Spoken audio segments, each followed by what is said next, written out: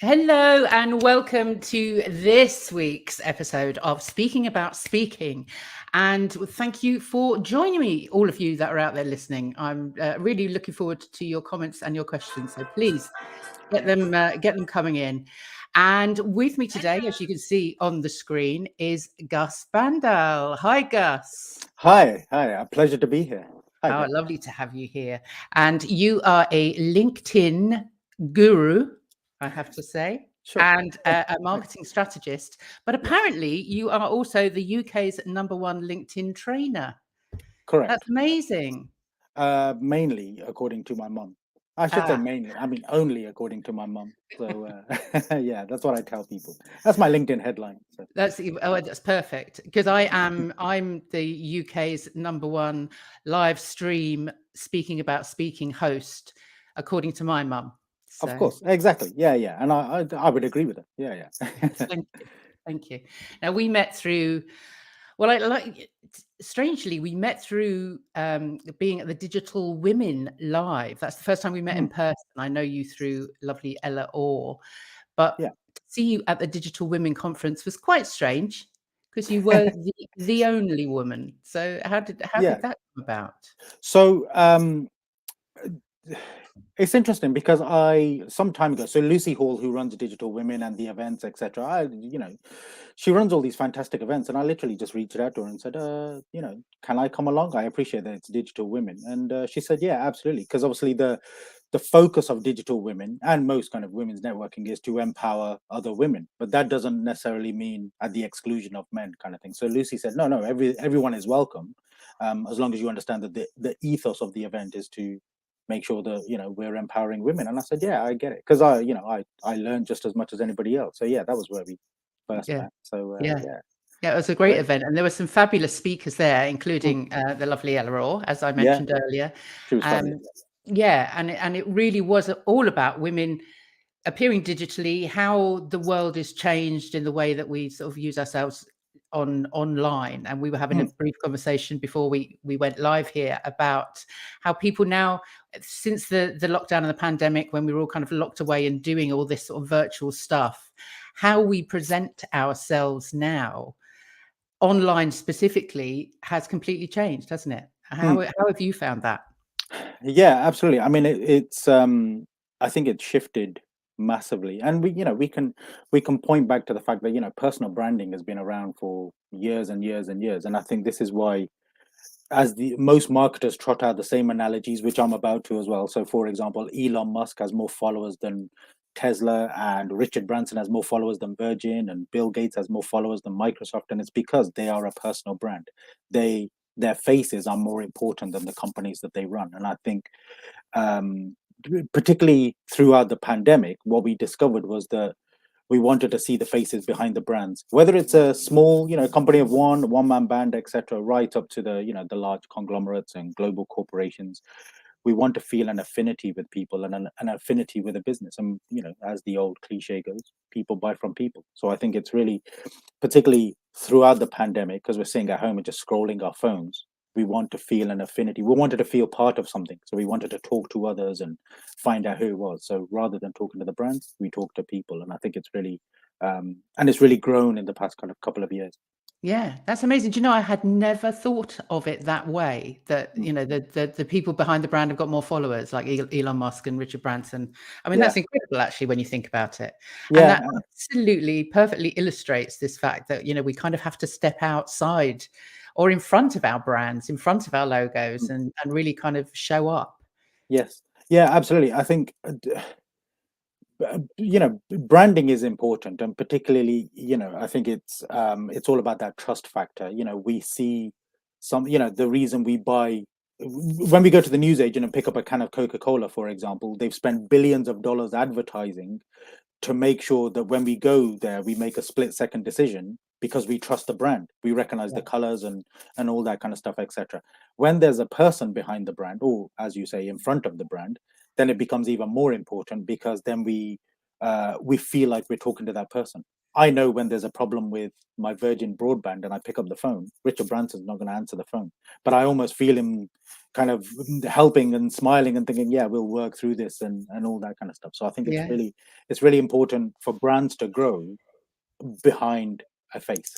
Yeah, absolutely. And that's a little bit of what I do as well when I'm getting people to speak and actually putting together their talks and what they're going to be doing in front of their audience is standing up there and really putting themselves on the line and kind of saying, this is me, this is why I'm doing what I'm doing, and Mm, this is why I feel the journey I've been on, the stories that I'm telling of my experiences are going to validate you sat there listening. So it's all about that personal brand really interacting with the audience that you're talking to. mm, absolutely. I think it's learning the stuff away from Google. It's the stuff that's not Googleable. Like you can Google Gus Bhandal and it will just say, oh, he does marketing and he does LinkedIn and all that kind of stuff. It won't tell you the story or where I've been or what makes me tick or why I started a business and all that kind of stuff. And that's where the storytelling comes in. That's where the personal branding comes in, and that's where we get people to buy from people because people feel an affinity with us and our stories. Yeah, absolutely. And that sort of that personal stories kind of brings me on to the second time that we met live, which was at the Failed Nights event down here on the Mm. south coast. Because Yes. where are you? Are you Coventry, or you're in Coventry, the yes. Midlands? Yeah, yeah. Yeah. Hashtags of the universe. Yeah. Oh, yeah. Not quite.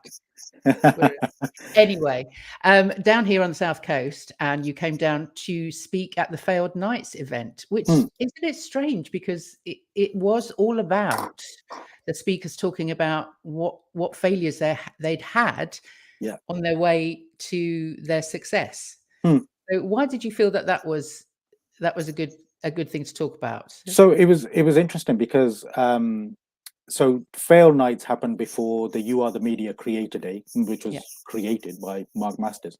And I contacted Mark and I said, listen, I'm really busy with work and I need to pick like one night. Either I stay the night before or I stay the night after. So I'm going to come down from Coventry, spend kind of a couple of days, one night in Poole. And he said, well, why don't you come the night before?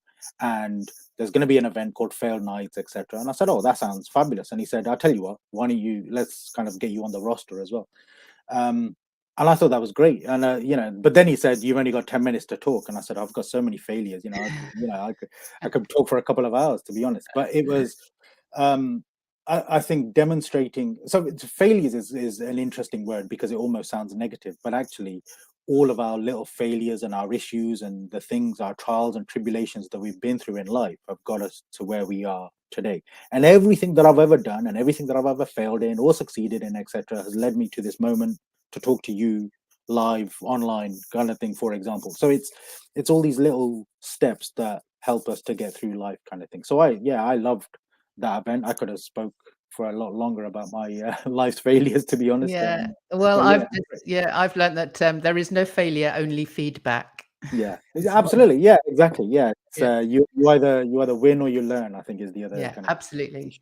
So phrase. give us a little bit of that flavor of some of the failures that you feel have really benefited you today, and those sort of experiences and stories that you use when you're speaking to Mm. actually kind of illustrate what it is and why you do what you do. Uh, Absolutely. So the end goal, as it were, so where I am now is that I'm a marketer, and for me, as arrogant as it sounds, marketing comes second nature. I love marketing, and I love kind of helping others with marketing, whether it's kind of creative marketing, social media marketing, digital marketing, etc., all that kind of stuff. But it took me a while to get to the point of marketing, and I. As you know, so the story is that the my very first career choice was I wanted to be a fireman, and my careers advisor has said, "Just so you know, turbans are flammable." And it was like, "Oh yeah," and you kind of think, "Oh yeah, that's a good point." And it kind of went on. So I wanted to be a French football commentator, but I failed French. I wanted to be a lawyer, but I failed history. I wanted to be a psychologist, and then they started dissecting brains, and I thought, forget all this. And I did sociology for a little while, and actually, there's no wrong answer in sociology. So that was very strange. So and after trying every other career and every other educational path, there wasn't much left in the university prospectus, and marketing was left. I thought, I'll give this a go, and I took to it like a duck to water, basically. So that was back in 1996, and I've been in marketing ever since, basically. So it's all these little things that I wanted to do and thought I wanted to do and thought, what my career path would be. There's all these little things that I failed at, but at the time they seemed failures, but obviously, as we know, hindsight is a wonderful thing. So we look back and say, well, actually, if those things didn't happen, I wouldn't be where I am today, and I couldn't be happier with where I am today. So it's, I think it's Yeah, important. absolutely agree with that, because I wouldn't be where I am today without Yeah. lots of different things happening, including lockdown.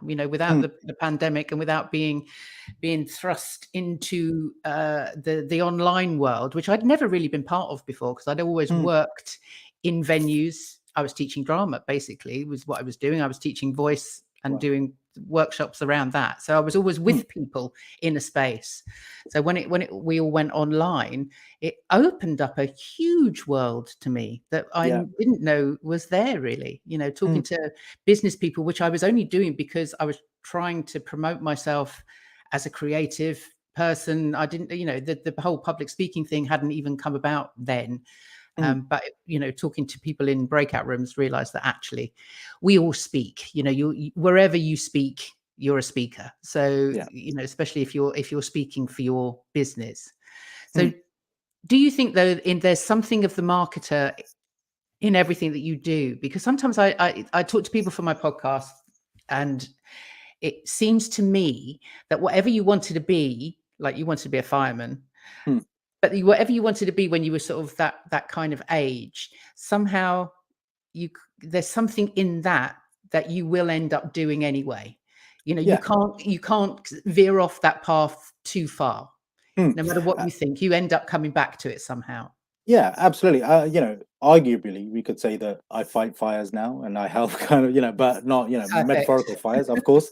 Um, but it's the desire to help people. So, yes, I'm not a hero like a fireman, but I help people with their marketing, or I help people fight fires with their marketing in terms of, getting themselves out there. And as we've already alluded to, particularly marketing has always been around, but particularly in the pandemic, we realized that digital marketing and being online was so important. And if you weren't part of that world, all of a sudden you were left behind. So you had to either embrace it or completely change tack or pivot, as everybody kind of said at the time. So Mm, um, I think there's always an element of whatever we want to do when we were younger. Kind of there's something in there. Kind of there's something to be said to be helping others. So obviously, I wanted to help others as a firefighter. I wanted to be a lawyer to help others. I wanted to be an occupational psychologist, is what I wanted, which was helping kind of businesses with kind of with marketing, etc. Which actually I eventually fell into. So I think there's always that element of trying to support others, and that's kind of that's where my career throughout the failures, that's kind of what was the key kind of message throughout. I always wanted to help people. yeah. Yeah, which makes perfect sense, doesn't it? It's, Mm, whatever that thing is, it kind of transcends everything that sort of we're kind of pushed in all sorts of different directions, but mm, we always sort of come back to that. yeah. So, well, let me just see if there's anybody out there that has any questions, anybody listening in LinkedIn land or Facebook world or on YouTube, then please do stick a comment in if you've got a comment for myself or for Gus, or a question you'd like to ask. Because Gus, you are known as the LinkedIn specialist, the LinkedIn guru, and Yeah. the M in your hashtag, your at M Mm. guru there. So you obviously are a social media guru, but the LinkedIn is your thing. How did you come to LinkedIn? Yeah, so so I've always done marketing, and I've kind of studied marketing, and I've got numerous kind of postgraduate qualifications, got loads of letters after my name, and all that kind of stuff. And actually, the LinkedIn stuff came from, um, so it started with social media because, so after a long and illustrious marketing career, I decided to run my local pub for a little while, which, to be honest, was one of the hardest things I've ever done.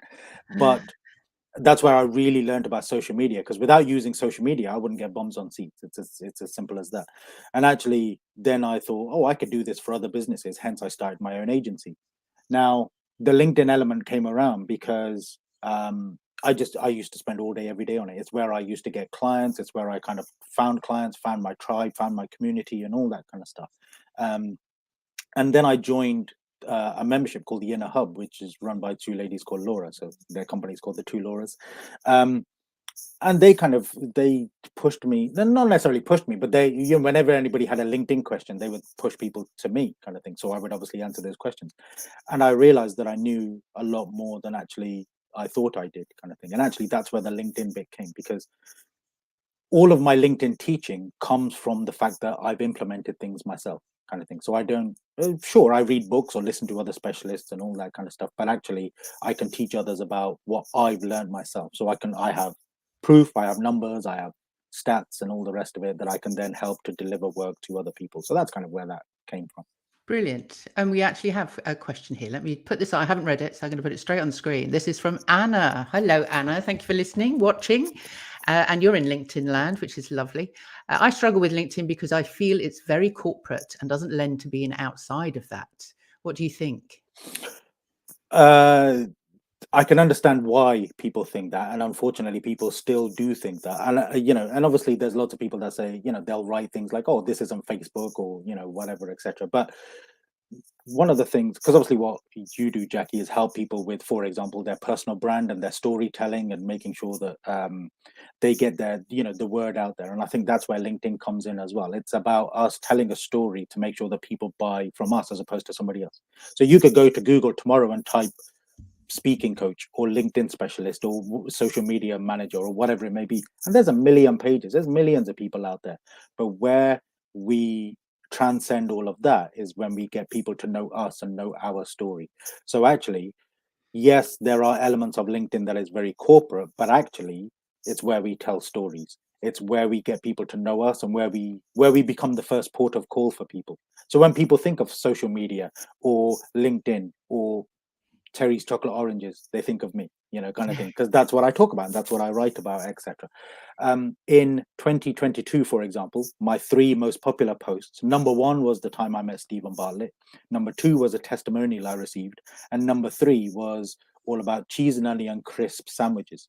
And that was my third most popular post of 2022. And it was the most inane, most ridiculous post, but it got people talking because it resonated with them. Yeah. Some people said, "Oh, you should try butter." Somebody else said, "Try mayonnaise." Somebody else said, "Put salt and vinegar crisps in there." Those people that said salt and vinegar crisps, I blocked them. That's because that's just totally wrong. But cheese and onion crisp sandwiches, obviously, resonated with people. So I think telling stories is where we separate ourselves from the Googleability of a billion pages, I think. Yeah, absolutely. But yeah, I'm with you on cheese and onion. Definitely. I love Awesome. crisp sandwiches. I love them. Thank you, Anna. That was a great question. Really, really, really good. Got another one here from Simon Raybold, who's a previous guest. I've heard people say LinkedIn are going to really go big on X in the next Y months, typically video or some such. How do they know? I thought the algorithm for sharing was top secret. No, that's a great question, Simon. I think there are always clues. There's always social media clues. And obviously, right now, we live in a world where, thanks to the pandemic, TikTok absolutely blew up. We had Mark Zuckerberg, Mark Zuckerberg wanted to buy Snapchat, and then they said no. So he decided to buy Instagram to try and run them out of town. He copied all of Snapchat's kind of ideas, more or less. I mean, that's not slander. That's, he'll admit that himself.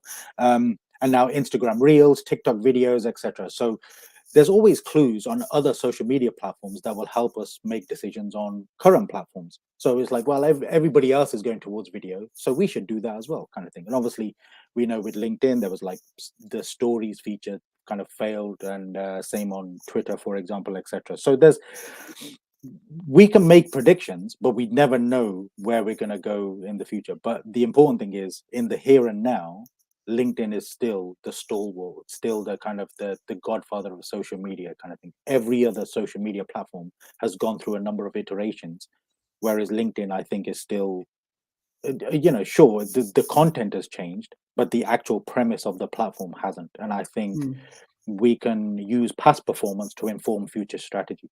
So sure, we can say, yeah, we should do videos, or we should do short form content, or we should start creating documents or polls or newsletters. And sure, we get all that. But generally, it's about us building up our personal brands, getting people to know us, and separating ourselves from the competition. And I don't think that has ever changed on LinkedIn, and I don't think it ever will. No, but I do wonder whether we are at the mercy of the algorithm, that no matter what we put out there, it will be the algorithm that decides what and how much we get seen. Do you think? Yeah, absolutely, to a certain extent. And as with any beast, you feed it, it grows. And I think with LinkedIn, if you use it in the way that LinkedIn wants you to use it, then it will grow. There was a time when polls were heavily pushed. At the moment, newsletters are heavily pushed. Um, Video is doing okay, but not as well as it should do, et cetera, et cetera. But it's as long as you are on the platform, creating content and doing what LinkedIn wants you to do in terms of engage with others, kind of become creators. So in terms of setting up newsletters or videos or creating content, articles, etc.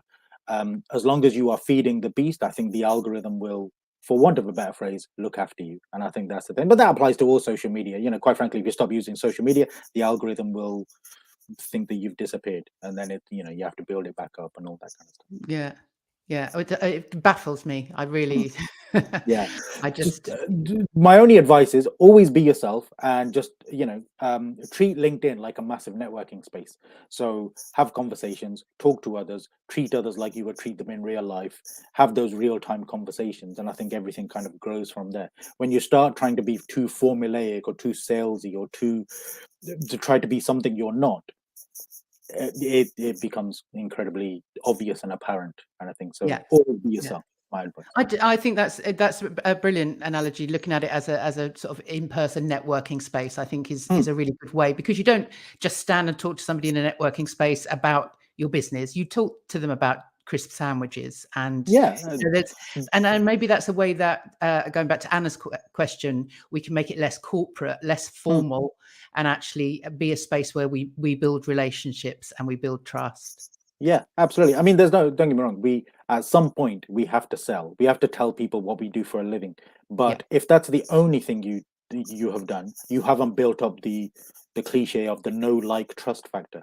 And it's the moment you have to get people to the trust factor, and they get there by knowing that you like cheese and onion crisp sandwiches, or what car you drive, or where you live, or etc. Or the fact that you've had lots of failures, or you wanted to be a fireman, or and all this other kind of stuff. Because I think it's those stories that separate us from the crowd. Anybody can say I'm a LinkedIn trainer, but not everybody can say they're good, or they're the best, or they've learned yeah, stuff through implementing, etc. So yeah. it's about separating ourselves by telling those stories.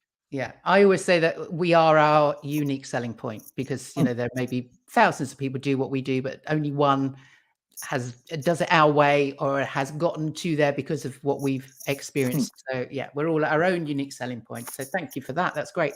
I'm gonna go, Liam. I'm going to come back to your question, because I think that's going to take us on another direction. But just before we do that, Anna's got one more question, and it's followers or connections. Always connections.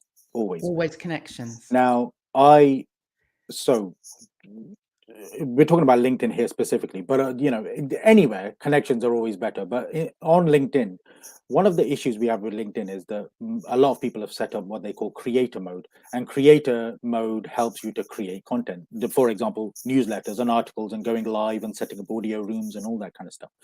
Now, one of the byproducts of setting up creator mode is that the connect button changes to a follow button.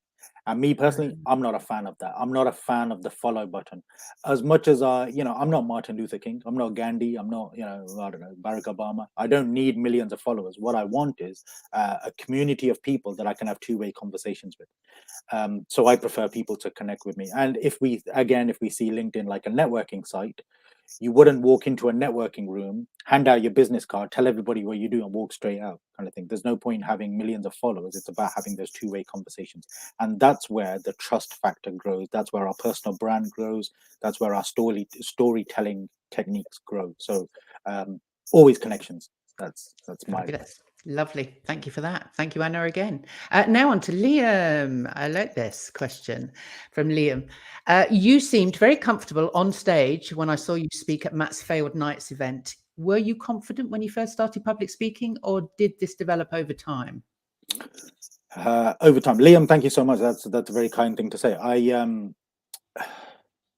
My first big speaking gig. So a couple of years ago, there was 300 people in a room. I was asked by the Federation of Small Businesses, the FSB, to speak to a room full of people at an event, and I was the day's kind of last speaker, so I was like the closing speaker. So I don't know why they put me on that pedestal, and it was really like I spent all day preparing. Like I had a few notes, but there was no kind of presentation, no slides, no nothing, and literally about 10 seconds before they called my name to go on the stage, I lost my breath, and I couldn't catch my breath, and it was a very weird feeling. And it was when I got to the stage, I really, I took a couple of sips of water. I really had to kind of almost ground myself on the stage before I started talking. It was it was very interesting.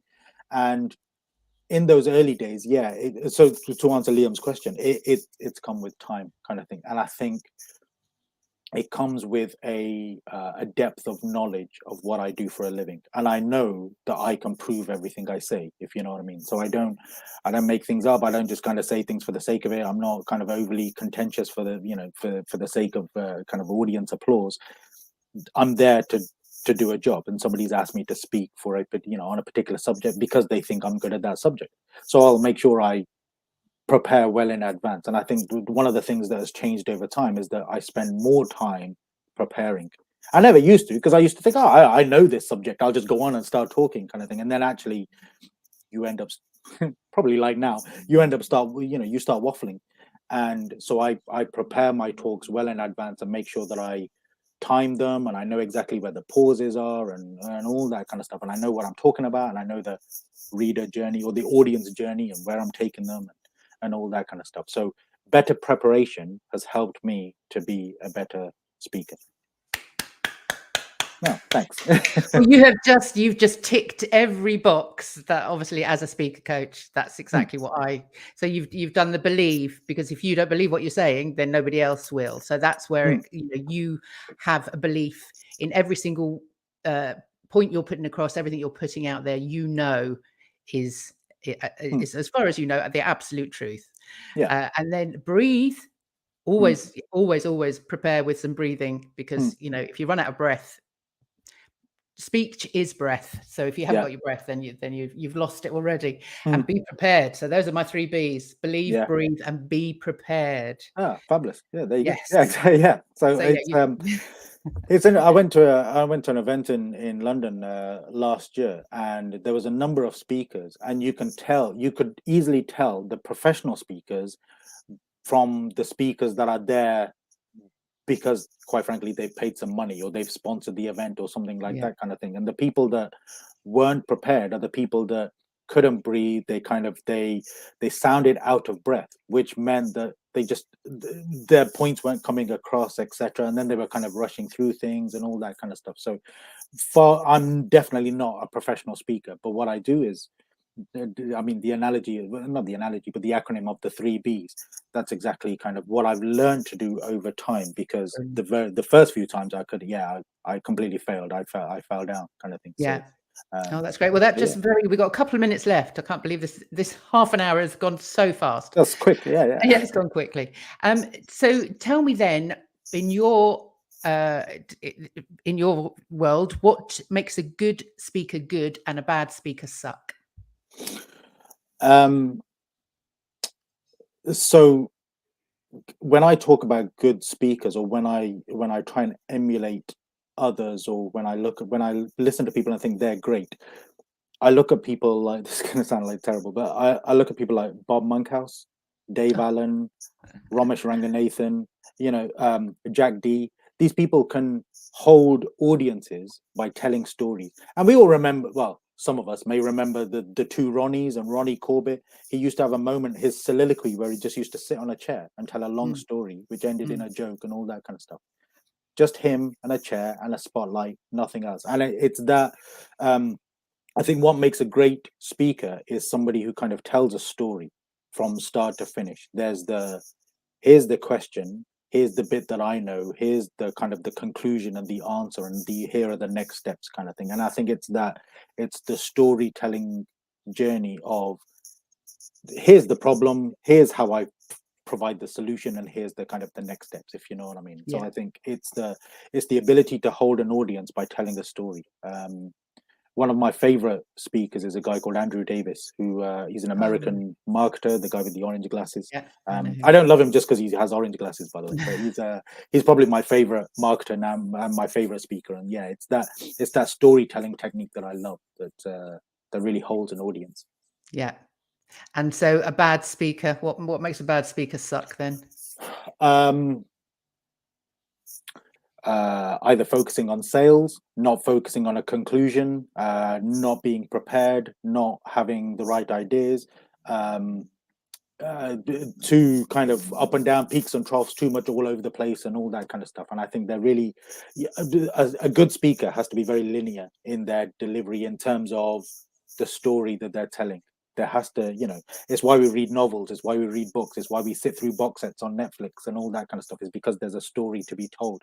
And if it was too disparate and too all over the place and etc., then it kind of, the audience eventually switches off. Yes. Oh, well, thank you for that. That was brilliant. No We have worries. come to the end of our pleasure. time, but we have, look who finally showed up. Oh, Ella. Yeah.